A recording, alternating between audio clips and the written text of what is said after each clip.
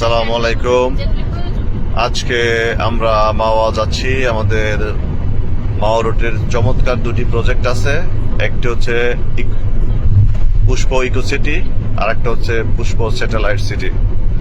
খুব ট্রিমেন্ডাস একটা রাস্তা, দারুণ রাস্তা, দেখতে অনেক ভালো, এবং এটা আমার ইউরোপের একটা ফ্লেভার পাওয়া যাচ্ছে।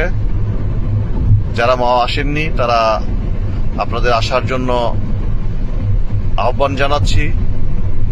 আশা করি আপনারা খুব মজা পাবেন এবং খুব চার্মিং সিনারি, দেখতেও অনেক নাইস। আমি সুন্দর একটি পরিবেশে বিকালের সুন্দর পরিবেশে আমরা নিমতলী ক্রস করছি।